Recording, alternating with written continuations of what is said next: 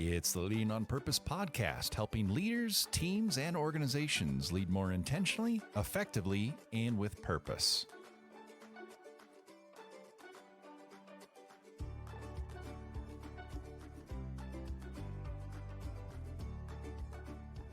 Well, welcome back to the podcast. Thanks for tuning in. I'm back with Doug, and today an interesting topic.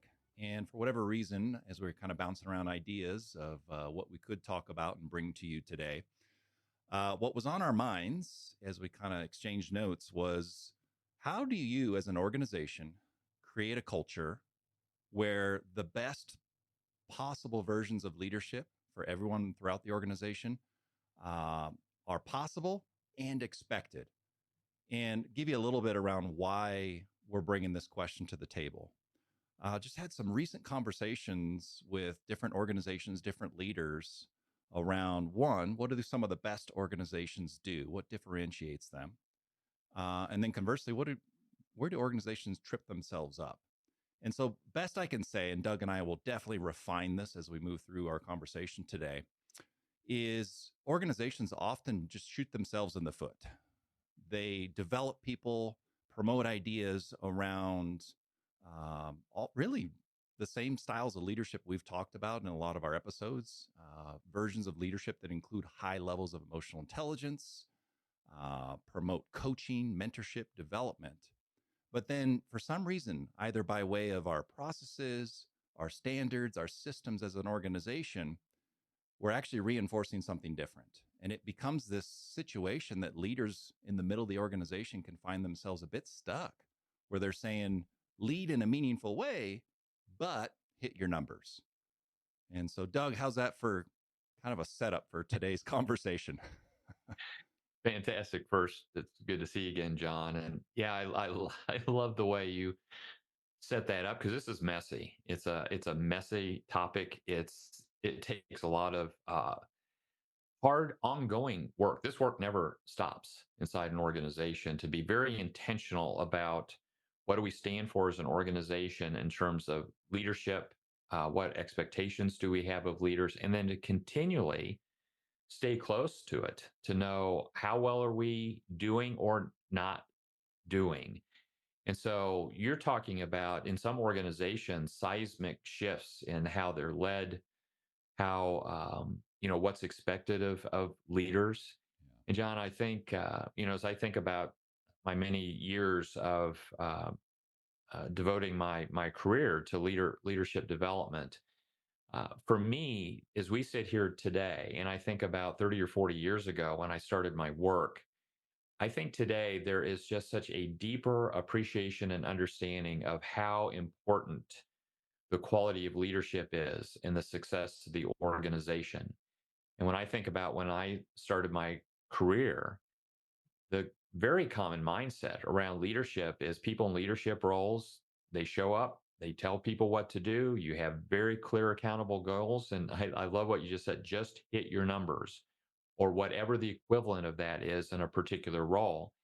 And as long as you got your numbers or hit your objectives or whatever you're being held accountable to, you got the great performance review, a pat on the back, sometimes the promotion, and say, job well done. And I think what we understand today is, yes, you're in a business where numbers do need to be hit, but there's ways of doing it and not doing it. So I think our conversation today can just be an interesting time to reflect on how do you continue to make that kind of progress inside an organization, and how do you help leaders transition from maybe the way they used to lead to what's being expected of them today. So big, messy topic that is really important, I know, to the long-term success of organizations.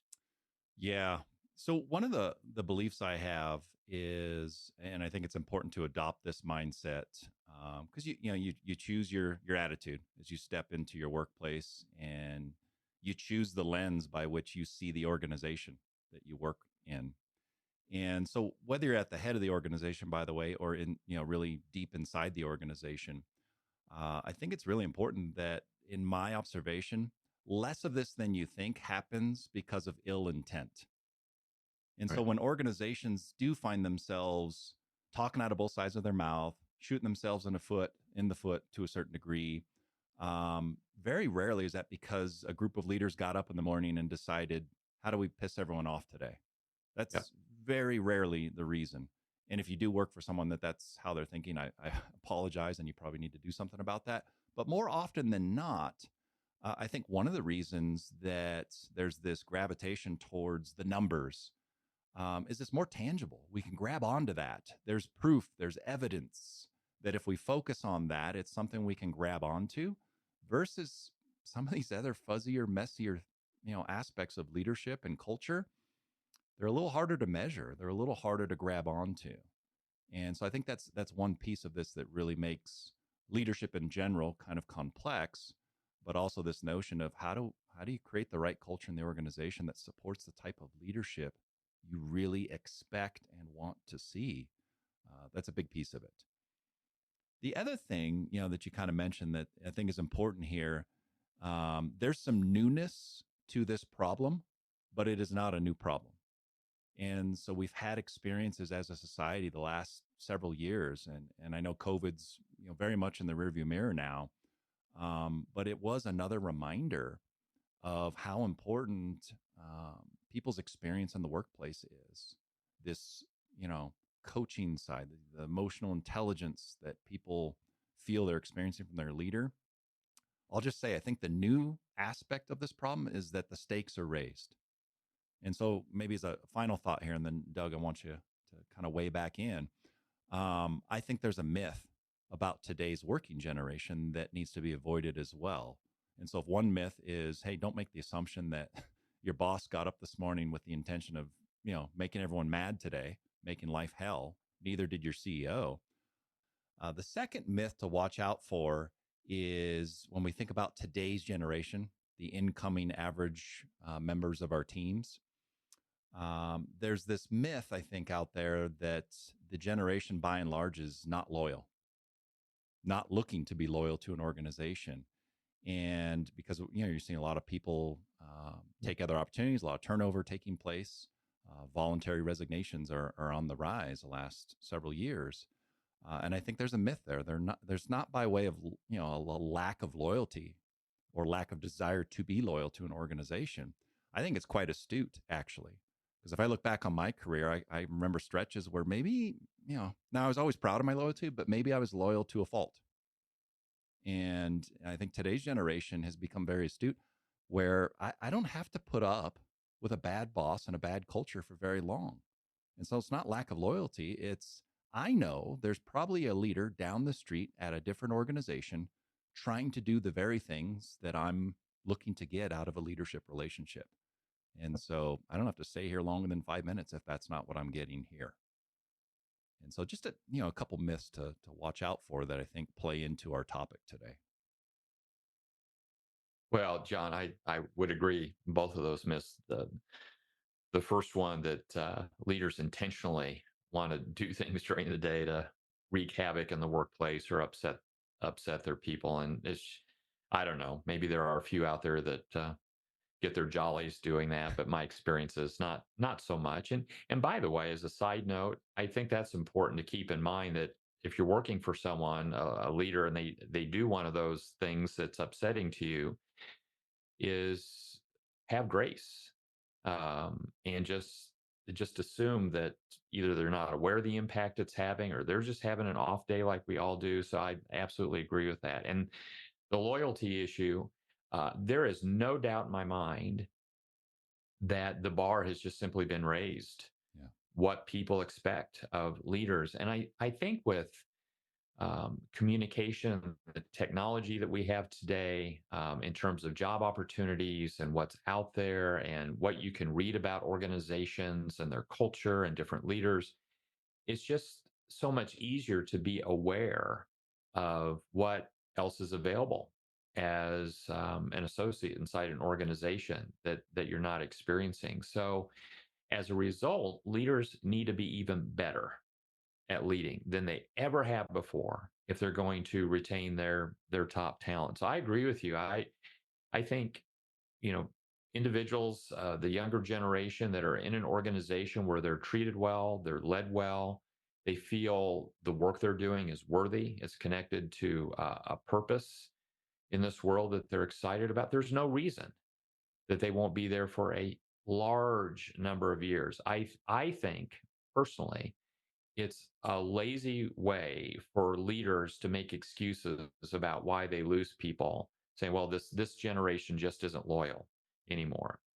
That's just bunk. So Yep. I absolutely agree with you, and it's just we live in a day and age where quality leadership is more important than ever before. Most transient talent pool we've ever had in the world. Yeah. And we just need to be better in terms of how we're leading and relating to our people.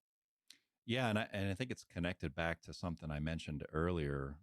When you come up with that conclusion, well, it must be because of their lack of loyalty. Um, that may be the easiest answer to grab onto. It's the most tangible thing. Well, I couldn't imagine what some of the other reasons would be why we're experiencing this. So it must be that. And so it is an easy, sometimes lazy, as you said, answer to conclusion to come to.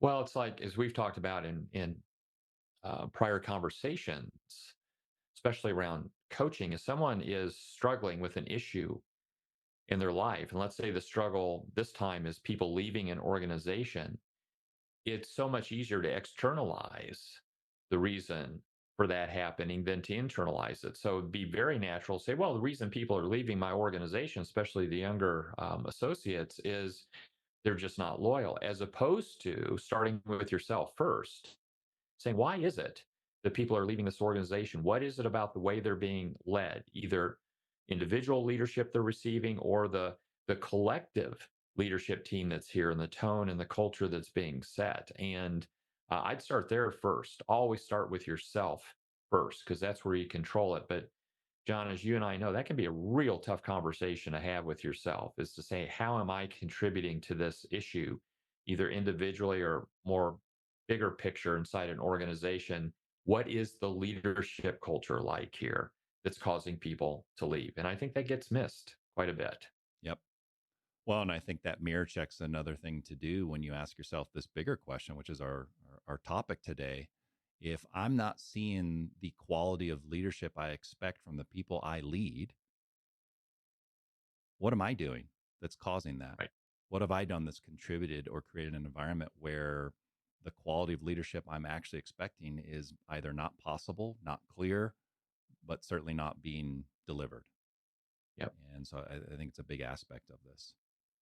So we mentioned this is not a new problem, but it's got some stakes are raised. It's got some new challenges associated with it in terms of the expectations the incoming generation brings to the workplace and to their leader. But it's not, as I said, it's not a brand new problem. It's been around for quite a while. And so, a few examples of what this looks like when organizations will shoot themselves in the foot that I've had over the years. Uh, for one, obviously, you and I have both have had the opportunity to provide a lot of programmatic development experiences Mhm. for organizations where we're brought in to design a program that's then going to be offered to audiences year in and year out, and seen some great result and impact, by the way, out of those types of programs. But I will tell you, some of the organizations that are challenged with this bigger question we're asking, hey, how do I create a culture that promotes the type of leadership we actually expect and would like to see?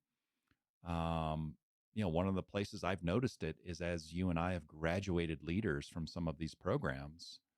Um, one of the things to look at the top levels of the organization, if we're developing people through our our programs, our trainings, the offerings we have as an organization, we better make sure at the top level of the organization we're aligned with the same Right. methodologies and approach to leadership, so that we're not setting up people to fail.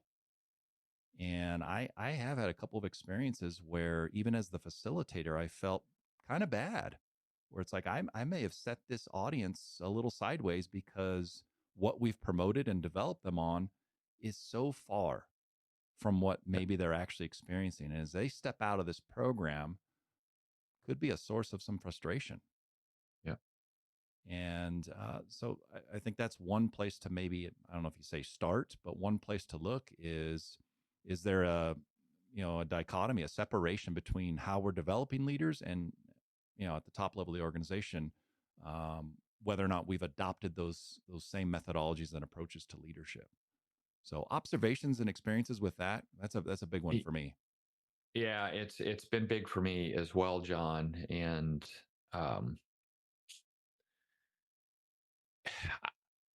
what I'm about to say is not real good news, but it's the reality that I've experienced in the work that I've done. More times than not, when I had been invited into organizations that had a sense that they needed to lead differently, we needed to develop different behaviors in our leaders to create a better culture that's going to more fully engage folks. Um, rarely, rarely did that initial work begin with the senior team. And many times it would be the senior team approving it, Yeah. the senior team approving the funding for it.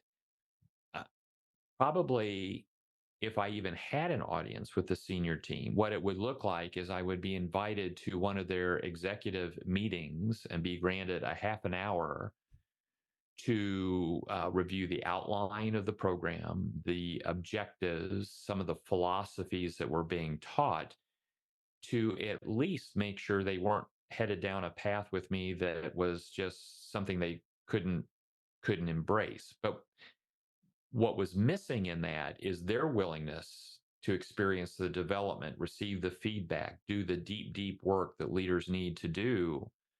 And I'm not really certain why that is. I mean, the lamest excuse I would typically hear from senior leaders is we can't take 3 days to totally immerse ourselves into, we just don't have that kind of time, which is just crap. Um, how we spend our time is a reflection of our priorities. So apparently there were a lot of other things more important to senior leaders than really taking a look at themselves as a leader and their collective impact as a senior leadership team. And then there were other senior leadership teams that I never even met. So you're working with kind of middle level of management. And as you said, John, you and I were fortunate enough to do a lot of work together over the years. And I know we made a big difference, a positive difference for a lot of the leaders that we worked with. And we also know stories of some of those leaders that went to different organizations because they were just frustrated, because the development experience opened their eyes to a new and different way of leading, not only for them, but then they started to think, how much better could I be if my leader were to lead me this way? And they would exit the organization. It's like, this just isn't being embraced here. So I think, to me, we talk about the messiness of right off the top of this conversation around truly developing cultures that are aligned around leadership principles. Eventually, if the senior team isn't not just part of the conversation, but is deeply committed to their own development, it's really, really difficult to make this work. And I've seen it happen both when I was in my corporate career. One organization I was in, it started at the top and it transformed the organization. And a few of the clients I worked with over the years, we approached it that way, but that's definitely the exception and not the rule. So that's anybody listening to this, particularly at a senior level of the organization, might be something to really think about is, are we committed to this and willing to be on the journey with the rest of the leaders in the organization? Yeah. Yeah. And I've seen what also can separate the pack. Um, it, are organizations, leadership teams who have not just a commitment to promoting and leading, the way they'd like to see throughout the organization and the way that maybe the leadership development programming is going to be aimed, is having alignment themselves. Have we had the conversation at the senior level of the organization to agree on what does great leadership look like in the context of our organization? What are the expectations? What type of leadership is it going to take for us to deliver on our objectives as an organization? And Yeah. so it's to me, it's part of that vision, mission, strategy conversation is getting clear, getting aligned. What does great leadership look like here in our organization? And if possible, I've also seen it be beneficial. What's on the other end when we do that? how are employees left to feel? And so whether you call it the employee value proposition, some of this cascades into the values of the organization that you want people to live and operate by, wherever it ends up. Also defining what's it look like when we lead the way we expect to lead. How are Yes. people left feeling? Can we put a phrase or some verbiage to what the culture is intended to feel like? That to me has been a differentiator for organizations that I think do a good job of not talking out of both sides of their mouths when they say numbers and culture, numbers and great leadership. Um, those two don't become exclusive to each other; they become intertwined. Yeah. I think, John, what gives me hope, and I probably won't be on this earth long enough to see this play out, but my hope is, the new and different ways of thinking about leadership and the role of leadership. And you and I have talked about conscious capitalism in some of our conversations, and any of our listeners that have ever read the book on conscious capitalism or are familiar with it, it is a very much aligned with what you and I believe to be true about effective leadership and what's required of leaders. But some of this thinking is relatively still new on the scene. So if you think about folks that typically sit in the C suites today, what their typical age is and experience, their formative years of leadership development were during times where these ideas around leadership were just barely on the scene, if at all. And so for some leaders that have been leading a certain way, and they've been very successful in terms of promotions, in terms of accumulation of wealth and achieving business objectives. Sometimes it's really hard to get their attention and say, yeah, but there's even a better way to lead. So what gives me hope is, have we had enough exposure to younger leaders in organizations? I'm not just talking about the work we did. That's just a drop in the bucket. But I do think there's just so much more awareness with younger leaders inside of organizations around what leadership is about, how to get the best of people, the best version of leadership that they can bring forward.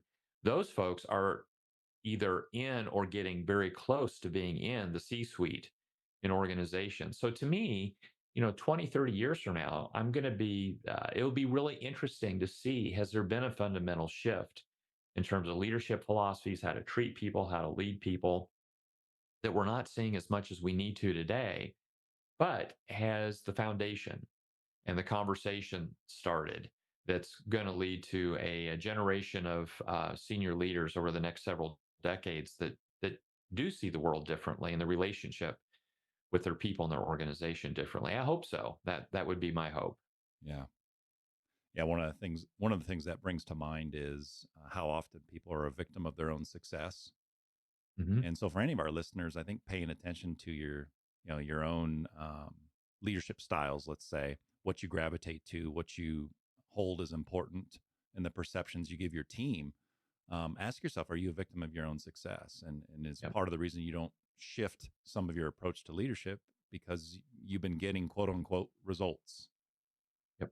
And so, as you and I have talked about so many times, some of this is imagining, well, yeah, maybe I have been quote unquote successful delivering results. What could they have been? Right. And so, I think that's Yep. the big fundamental question here when we think about an organization's culture and the type of leadership we expect and hope we would see as we look at our organization and talk to employees and ask them, what's the culture like? Well, what we want to hear is, hey, I'm being led in a meaningful way. And here's how it's impacting my ability to do some things I didn't even know I was capable of. Like, that's what you hope you would hear. Yep. So, John, yeah, go ahead. well, I was going to say, at the top of the conversation, we just talked about how, one, this is a huge topic. It's a messy topic. How do you align leadership behaviors, practices, values inside an organization? So if somebody's listening to this conversation today and they're like, you know what, we need to do things differently inside our organization. John, what's your experience told you is an initial starting point? How do you go from awareness of, wow, we need to do this differently? What's been your observations and experience in terms of how do you just jump in and begin this journey in a way that's going to be meaningful, and the odds of seeing that kind of transition are, much higher? Yeah, it's a big problem with, and that's a big question. But a few thoughts and things that I have seen organizations be successful with. One I mentioned earlier, which is asking yourself the question: are we aligned at the top level of the organization in terms Yep. of what we would define as quality leadership, effective leadership? And again, carrying that through to what is the employee experience intended to look like on the other side of receiving quality leadership? And so do we have clear definitions around all that and alignment around all of that? And so that's where it starts, because as you cascade misalignment, mixed messaging from the top level down Yep. through the organization, that's where some of these shooting ourselves in the foot moments start to happen as people, you know, start receiving mixed messages. Well, if we're not even aligned at the top level, surprise, surprise, we shouldn't be surprised. The other piece of this is maybe examining some of the individual experiences and examples that you can get your hands on in your organization.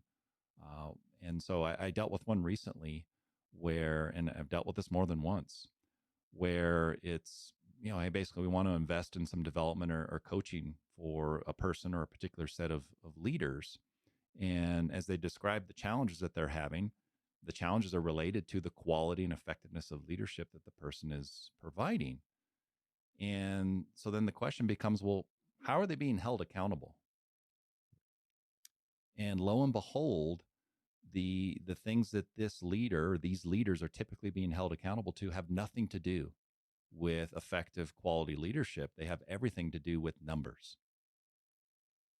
And so I guess the second thing to look at is, if we have alignment at the top level, what are the systems, processes, everything we do from the lens of accountability to hold people accountable and have conversations related to quality and effective leadership. And this is where, organizations, I think, shoot themselves in the foot. We want quality leadership, but you better hit your numbers. Well, what do people hear if that's the message? Well, they hear numbers.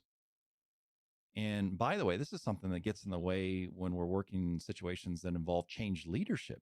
If you're wondering why people, aren't leading in an effective quality way, or are, more broadly, aren't adopting the change and executing on the things you want to see shifted by way of the change that you're implementing, ask yourself, well, what are the processes and systems of accountability and standards in our organization? What are those things telling people is important, telling people to do?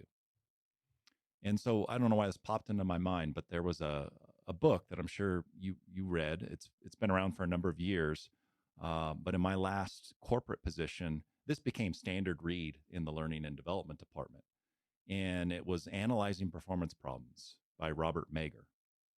And so if you get a chance in the audience out there to check out this book, I think it's a really interesting read. Probably the most interesting part of the book is a flow chart they came up with to really help you understand inside an organization when someone isn't doing X.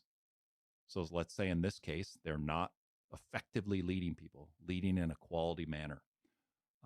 It gives you a flow chart, a list of questions to ask yourself as to why that person isn't doing what you want them to do. And so the first couple questions you ask yourself are very obvious. Are expectations clear?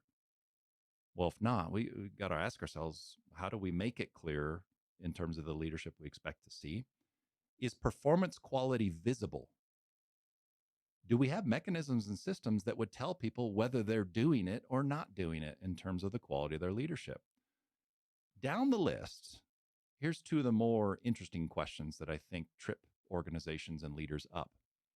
Is proper performance punishing, and is improper performance rewarding? So think about that for a minute and ask yourself that question when you think about the leadership expectations you have in your organization. Is it easier for people to lead the wrong way, to lead by way of the numbers? And does it feel to them like it penalizes them to slow down and lead in a more effective quality manner? And so that goes far beyond the things that you're saying to people, and that goes into your systems and processes within your organization. And so those are a few places to start, Doug, and maybe not in perfect order. Starts Yep. at the top, and then once there's that alignment at the top, what are the rest of the systems and processes telling people they ought to be doing versus not doing? Because that's Yep. when you find resistance in an organization, people's pushback to leading this way, people's pushback to change. One of those core answers is, well, I'm not willing to do it because I'm still being held accountable for all the old stuff, the numbers, the scorecard that we've always used. And so while this leadership stuff sounds intriguing and I'd love to do it, it's not I don't want to. You're telling me not to. And so I'm not willing to adopt the change, adopt these leadership ways because I'm being bonused, given merit increases, and promoted based on the same old stuff we've always been talking about. And so it's such an important stumbling block that has to be examined. Yeah, it's yeah. And John, I'm just as I'm listening to that, the picture that you just painted, that's a challenging place, I think, for any leader to be, whether you're in senior leadership role in an organization where by position you're in a much better situation to make change. But probably for a lot of folks listening to this conversation today, they're not even in the C-suite. And so they may be asking themselves, so John and Doug, are you saying nothing's going to happen until those folks in the C-suites do something about it? And ideally, it'd be great if it was coming from there. But John, I was just reflecting on what you just said.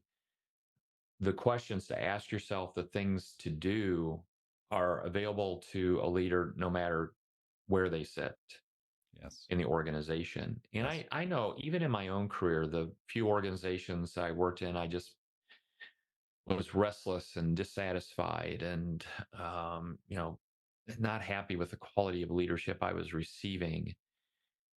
I remember having some really tough conversations with myself saying, do I have it within me, the desire to at least be the best possible leader I can be from where I sit in the organization? And am I willing to no longer allow the crappy leadership I'm getting from my leader to be the reason that I'm not leading the way that I know I can lead? And I will tell you, there are a few times where the answer to me is no, I don't have it within me. I just don't care enough. And it's time for me to move on. I do remember one specific situation where I was frustrated. It's like, I love my team. I really enjoy this industry that I'm working in. And chances are my boss is not going to change dramatically on their own. But what I do control is me. And so I remembered probably doing some of the most, this was pretty early in my career. I think I would have been around 32 or 33, really doing some soul searching and some deep work development to really identify what I thought was true about leadership and how I was going to lead. And it made a difference. I mean, it was noticeable to the team. And, John, you and I have seen this in organizations, little pockets of success all over the place. Yeah. Where it's like, wow, that team's got it going on over there. Their turnover's low. People seem engaged. They're not just hitting numbers, they're blowing numbers out. What in the world is going on over there? And it is interesting to me over the years, I've seen those situations where, despite being surrounded with poor leadership, they're getting it done because they made the decision to make it happen. So if you're listening and sitting with these thoughts with John and I today, and there's some curiosity and some energy around that, don't discount what you singly can do as a leader with your team. But to me, the big decision was, is it worth it to do that here? And sometimes I said, yeah, and I went for it. And other times, like, no, this work environment is so toxic, is just so diametrically opposed to what I believe in terms of leadership.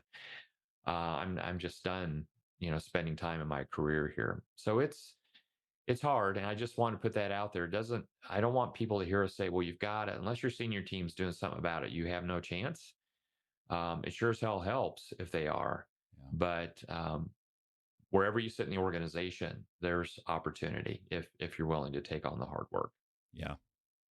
Yeah. And so for me, some of that hard work, and I know you and I have both had on occasion opportunities to recommend this to people, whether it's through coaching one to one, Right. or certainly as people graduate from a program and are kind of re entering the real world, re entering the wild sometimes. Um, it's like, how do I enact change as it relates to the leadership, not only I'm going to provide, but that I'd like to see? So maybe a couple tips and tricks. One would certainly be, and we've talked about this in more than one conversation already, is the managing up conversation and finding a constructive way to relate to your boss, the things you need to be at your leadership best. Yep. So that's one tactic. Maybe related to that, and this is one I've seen work well, particularly if you're in a situation where the message you're getting is conflicting. Lead well, but hit your numbers.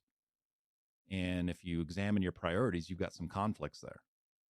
I'm a big fan of not forcing that down your boss's throat, but presenting it in a way that sounds like, hey, I need you to help me choose which option here.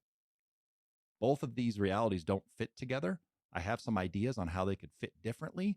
Which one of these makes the most sense to you, is most important to you? Help me choose. Because these are at odds with each other, and they both can't happen at the same time. And so I'm a big fan, if there is that opportunity to manage up a bit or even talk to the senior team, it's, hey, challenge them, help me make a choice here. Yeah. You've sent two conflicting messages, and I'm here to tell you, I'd love nothing more than to be able to execute on both at a high level. I need you to choose one. Which is it? And so just maybe a couple helpful tips to start with. What else can people do, take on here? Well, it's we've touched on it in some other conversations, but it's also this idea of to the extent possible, getting clarity on how I'm leading today and the impact that it's having. And we've prior conversations talked about different tools and assessments that are available to do that. Just another hit on that, saying that it is a risky proposition, even if you're committed as a leader to be a more effective leader, is to simply operate from your own perspective of yourself. There has to be a way to invite that feedback and perspective from other people into the picture. And John, you and I both have gone through extensive assessment processes over the years, and we've talked about it before, where sometimes it reinforced for us things that we thought we were really good at. It also reinforced some things that, I know that's a learning edge for me. But the tougher part of that are the surprises, especially things that you thought you were doing well and you weren't. Yeah. And so that's the other part of this for me is it's great organizationally if there's a systematic way that you're routinely evaluating the quality of leadership. I'm a big fan of that. And that speaks volumes to the commitment an organization has around what they believe to be true about leadership and holding leaders accountable. So if you have that in your organization, that's terrific. But if not, then how do I, as a leader, start to have conversations with people to get a better, deeper sense of what's working well in my leadership, what's not working well in my leadership that would allow you to be even more effective in your job? So if that's not a routine part of your leadership regimen, is having those conversations, whether formally through an assessment process or just informally in conversations with folks, I can't stress enough how important that is. Without that information, you're just guessing. And sometimes you guess right. Sometimes I would guess, well, here are the two things if I did differently as a leader would really improve my effectiveness for my team. And I might get them right, or it's a total miss. And they're still frustrated with things that I'm doing or not doing that are standing in their way. So, John, that would be one thing for me, is you have to have something in place to gain that kind of clarity and feedback for yourself. Yeah. And that opens kind of a big door, which is just the broader topic of being good as a leader and potentially as an organization, soliciting feedback about these things. And, there's different ways to do that. We've, as you said, kind of beat it to death in terms of the various assessment tools and ways you can do that. But I've seen some other approaches are on the heels of presenting new information or new expectations related to, let's say, an employee value proposition or the rollout of a strategy that's got some people centric aspects to it. Or even on the heels of a development experience, those can be great times to solicit feedback, to ask people the question, okay, if this is our North Star, this is where we want to go in terms of the quality of leadership we want to provide and the resulting culture we intend to create. What stands in our way? What about our current environment would make that reality hard? Or if you're talking to folks that are just graduating from, let's say, a development program that your organization puts on, hey, in light of everything you learned, what's going to be hardest in terms of leading this way in the current state of this organization? Yeah. And so that broader topic, it's a big door you got to step through, is just how good are we at soliciting feedback consistently for people? Do people feel safe telling us, hey, I'm not just going to sit on these conflicting priorities. We've got a conflict here that needs to be resolved. And so there's a safety component of this as well that I think you've got to challenge yourself with. Yeah, John, the organizations, when I think about the role model organizations that I've been familiar with over the years, one of the things that they hold in common is that feedback process that you just described is present. It's routine. So maybe be really bold for me to say it's impossible not to have that kind of leadership alignment and accountability around leadership without feedback. It's hard for me to imagine how you achieve that without it. And the equation two, the courage it takes to use the feedback to make decisions. And here's what I mean by that. And I'm thinking of one um, particular example, although I've seen this numerous times in organizations, when organizations actually put in place a feedback process to gauge how leaders are leading and the impact they're having. I think one of the more interesting situations is when you uncover a situation where you have a leader that is hitting numbers and the way they're leading is not at all aligned with what the organization stands for. And to me, the courage part, and when I've seen this play out, it takes courage, is to have that conversation with a leader that says no. And, the old mindset would be as long as you're hitting your numbers, how you're leading is fine, as long as you get the numbers. But to sit with a leader and let them know it's not fine. And I can I can't tell you how many times I've had conversations with particularly senior leaders that are aware that they have a leadership issue on their team. They don't need an assessment to know it. They just know. You can feel it. Everybody knows it. I remember being very direct with a CEO one time saying, you understand, everybody in this organization, there was somebody reported to this individual, they know how toxic this person is in the organization. Yeah, I know, but boy, if they were to leave right now, we'd be in a world of hurt. I said, it's more reflection. People are talking more about you as the CEO than they are this person that you are knowingly allowing this to happen inside your organization. It's no longer about this poor leader. It's all about you and the frustration people have. How can you, as CEO, allow this to continue? And that was probably one of the more intense conversations I ever had. I imagine so. With a leader. And it actually was exactly what this person needed to hear. Now, we did some things just to confirm how bad their leadership was, and it was terrible, and they did take action. But it just shocks me sometimes how long these situations will be allowed to continue and how people know that it's going on. But this hesitation because they're getting numbers or they have relationships with people in the industry or customers. I've seen that play out too. It's like, oh, if I let this person go, we've got some key customers. They're going to walk with them to some other organization. Yeah. And it's once you find yourself being held hostage to not doing what you know is right because of those concerns, you're in a world of hurt because they're having more damage inside your organization with your people than you probably even begin to realize. the last thing I would say about it too is I also believe there's an obligation if a leader's been leading a certain way and they're called on it, is to know that the organization has also played a role in that as well. Yep. And so, John, anytime I'm involved in these kind of transformations inside organizations, I say, we get this first round of data and assessment, and we get a much clearer understanding of how people are leading.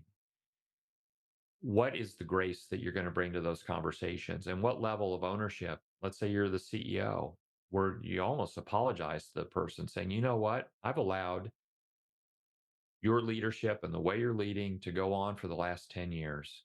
That's on me. I failed you for not having this conversation sooner. Now we need to talk about from this day forward how it's going to be different and what's the plan to make it different. And even give them this opportunity to decide, am I interested? Because I've also seen that play out where the person's like, well, no, I don't want to change. This is just who I am. If you're that unhappy with my leadership, I'll go somewhere else. So that's the messiness of this. And I also think even leaders that aren't performing well is to have that human element of compassion and empathy for people and be on the journey with them for as long as reasonable. Yeah. I'm not talking about, well, take the next 10 years to transition, but Right. it's amazing, I think, with the appropriate level of vulnerability, encouragement, support, leaders can make changes pretty quickly if they're willing to do that. And it takes their people a bit of time to accept those changes if they're going to accept them at all. So anyway, those are really tough conversations to have, but really important ones. Well, and so maybe as a final thought here, a question you can ask yourself about your organization: is the cardinal sin within our organization not hitting your numbers? Or is the cardinal sin in your organization not treating employees well, not leading well? Right. And so this whole notion that we've been talking about, this whole conversation about lead well, but hit your numbers, ask yourself that question. What do we actually at the end of the day care about and hold people accountable to as an organization? Is it leading effectively, or is it just hitting your numbers, and we'll take the collateral damage that comes with that? Yep. Great conversation, Doug. Yep. You have another thought there? Well, I was going to say, and the beautiful part of this story that I really believe to be true, and evidence would suggest it, is it's not an either or story. Yes. It's leading well and leading differently. Maybe in the short term, there's a bit of a dip, but it transforms organizations that can take performance to levels you never, ever imagined possible before. So it's leading well and it's driving success in the organization. However you measure that success, it's all possible. Well, and it's worth the effort for sure. It is, and it's a great point. We don't want anyone taking this conversation as evidence that this is about an inattention to results and numbers. This is around achieving success that's built for the long term by way of the leadership and culture we provide and create in the organization. Great topic, man. That was fun. Thanks, John. Thank you. Appreciate all of you tuning in. Don't forget to like and subscribe and tune in for our next conversation coming up soon.